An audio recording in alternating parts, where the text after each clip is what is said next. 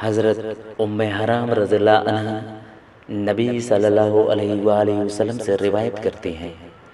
آپ صلی اللہ علیہ وآلہ وسلم نے فرمایا، سمندر کے سفر میں چکرانے والے شخص کو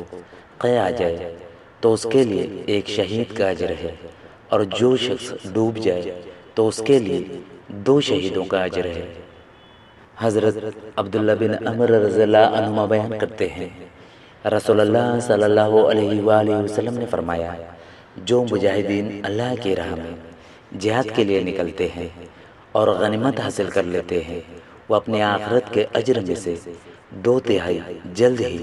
اس دنیا ہی میں پا لیتے ہیں، اور 1/3 ان کے لیے باقی رہ جاتا ہے، اور اگر انہیں کوئی غنیمت نہ ملے تو ان کا کامل اجر قیامت تک کے لیے محفوظ ہو جاتا ہے۔ حضرت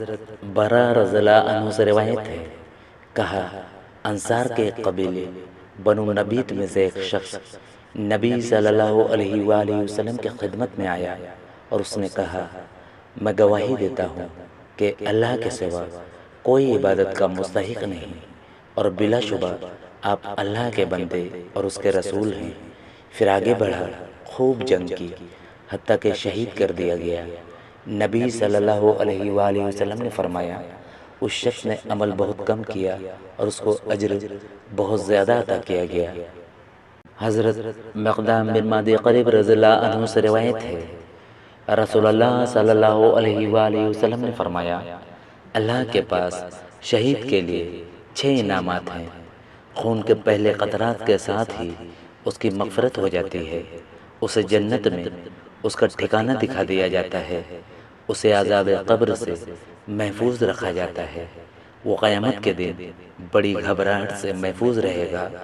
اسے ایمان کا لباس فاخرہ پہنایا جائے گا، خوبصورت آنکھوں والی حوروں سے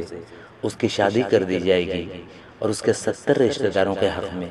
اس کی شفاعت قبول کی جائے گی۔